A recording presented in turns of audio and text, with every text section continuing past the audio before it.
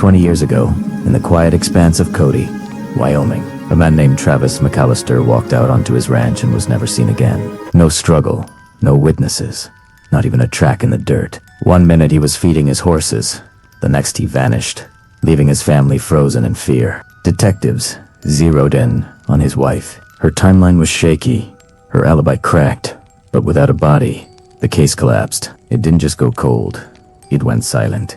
But Travis had a daughter. For 2 decades, she refused to let her father become just another name in a forgotten file. She searched, she questioned, and she never stopped believing. Then, while going through a box of his old things, she found a tiny detail everyone had missed. Something so ordinary it was invisible, yet so explosive it shattered the entire case wide open. This one clue would rewrite history and expose a shocking truth. Before we dive in, let me know where you're watching from in the comments. And if you love a deep mystery, make sure you subscribe. This story is one you won't forget. Cody, Wyoming looks calm from a distance, but the moment you glide over its endless plains, the quiet feels staged like the land is hiding a chapter it never wanted to reveal. And that brings us to a lone ranch on South Fork Road, a place frozen in its own silence. This isn't just empty land. It's the starting point of a mystery that lived in the shadows for 20 years. A case buried so deep, even time hesitated to touch it.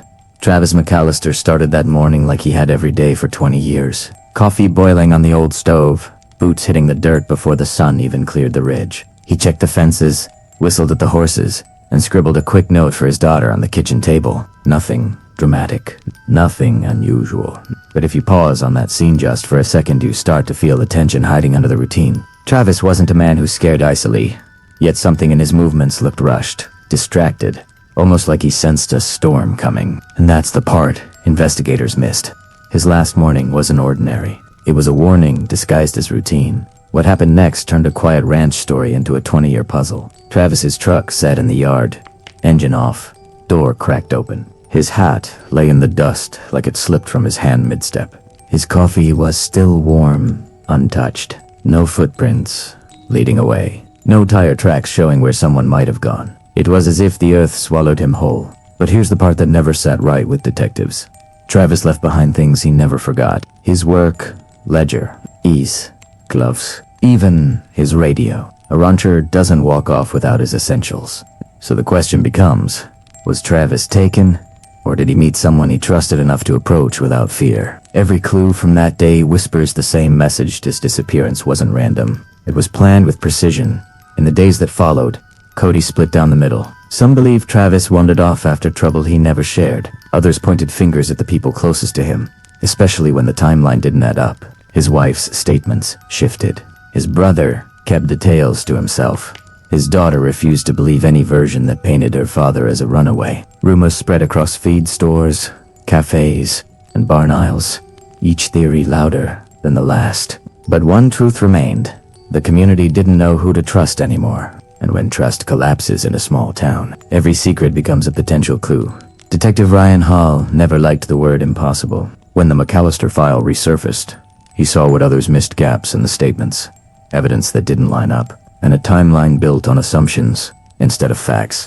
Hall studied the case from scratch, tracing every step Travis took that morning. He pulled old phone logs, rechecked maps, and walked the ranch until he could feel the layout by memory. The more he dug, the more the silence around the case felt intentional. Someone wanted this file to stay cold. Hale wasn't sure if the danger came from inside the family or outside the ranch, but he knew one thing. Reopening this case meant stepping into something buried on purpose.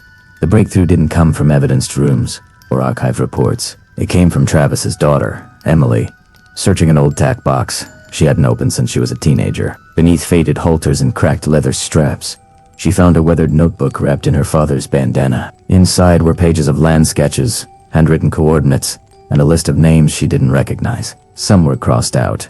One was circled twice. Emily brought it straight to Holly, her hands shaking because she knew her father wrote these notes for a reason. And here's the striking part: none of these papers were mentioned in the original investigation. Either they were overlooked, or someone made sure they stayed hidden. That notebook didn't just reopen the case. It rewired Italiano when Hale read Travis's notebook.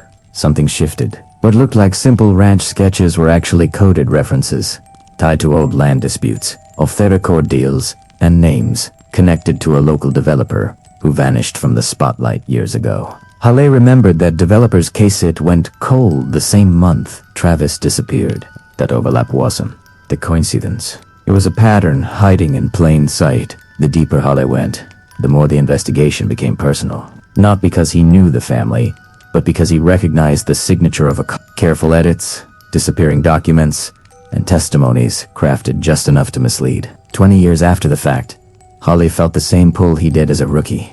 The pull of a truth someone tried very hard to bury. And this time he wasn't backing off.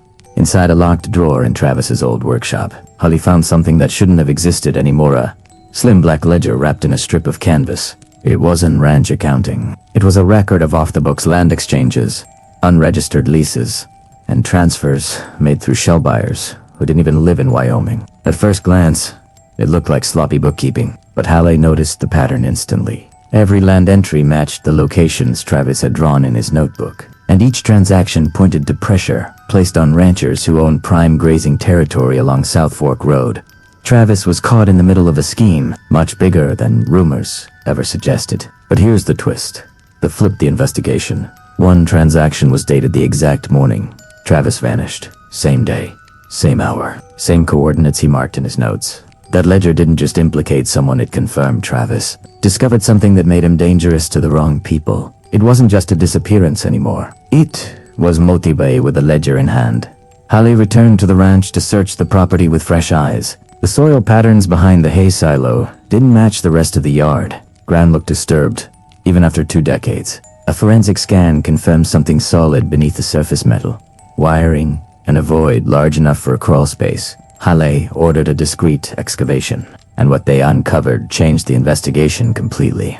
A concealed tunnel reinforced with timber beams, leading to a hidden bunkhouse, buried under the old foundation. Inside were tools, empty food cans, diesel containers, and a rusted branding iron stained with residue that looked far too familiar. Someone had operated out of this tunnel, unseen, for months, maybe years, and they used it to monitor Travis, manipulate the ranch boundaries, and move equipment without anyone noticing. If this operation ran under his feet, then Travis wasn't just in the way. He was the one person who could expose the whole network.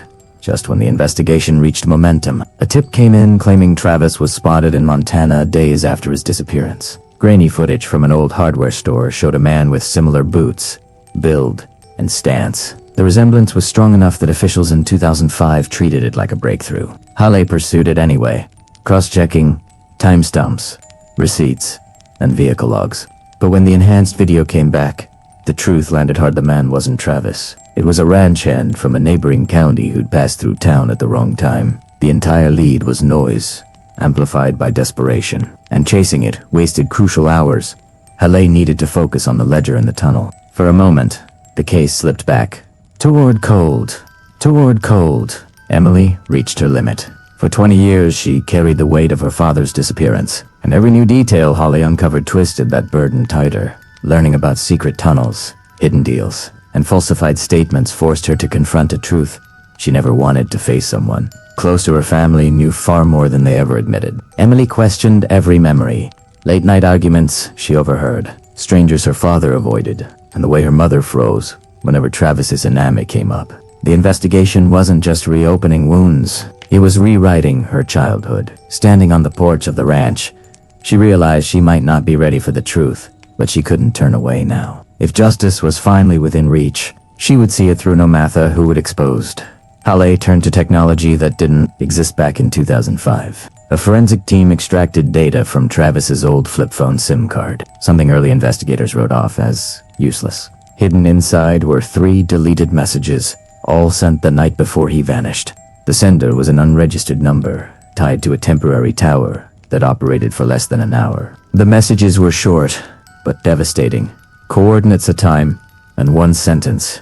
You were right. When Halle matched those coordinates with the ledger entries, the picture sharpened. Travis wasn't running from danger. He was heading straight toward proof he'd been gathering for months. Technology didn't just reopen the case. It revealed the moment Travis walked willingly into a trap. The excavation crew expanded the tunnel beneath the McAllister ranch, uncovering a second chamber sealed behind a false wall. The air was stale, the floor covered in old boot tracks that didn't match Travis's size or stride. In the center lay a rusted steel locker. Inside were maps of nearby ranches, cut fence diagrams, forged lease agreements, and a set of keys, labeled with initials Halle, immediately recognized belonging to a man who vanished from Cody shortly after Travis. Halle called for backup, but the man they were hunting wasn't hiding anymore. He arrived at the ranch before Devotees did, stepping out of a truck like he'd been waiting 20 years for someone to find this place. He claimed Travis vanished because he wouldn't play along. Halle confronted him in the shadow of the tunnel entrance, pushing him with evidence he could no longer outrun. The confrontation wasn't explosive. It was quiet, almost resigned, because the man realized Halle finally connected every thread. And in that moment, the truth broke open. Once the arrest was made, the story of Travis's disappearance unraveled fast. The tunnel was tied to an illegal land-grabbing operation designed to force ranchers out using pressure, forged agreements, and threats disguised as business disputes. Travis discovered the scheme and documented everything, planning to expose it. That choice cost him his life. The remains found in the tunnel's second chamber confirmed what Emily feared but needed to know the truth, not the rumor. Cody's community, fractured for decades, finally understood what happened on South Fork Road. And for the first time since 2005, the weight that hovered over the McAllister Ranch began to lift. Justice didn't erase the years lost, but it restored something equally important to truth that had been buried under their feet. When the dust settled, the McAllister Ranch felt different. Not louder, not brighter, just finally honest. The land that once held 20 years of silence now carried the truth out in the open. Emily stood by the old fence line, looking across the fields her father fought to protect, knowing the story no longer belonged to rumor or fear. Halle closed the case file with the kind of quiet resolve only a detective earns after seeing justice take the long road home. Cody didn't forget what happened here. It simply learned to breathe again. And as the sun dropped behind the ridgeline, the ranch returned to what it always should have been, a place where the truth could stand without being buried.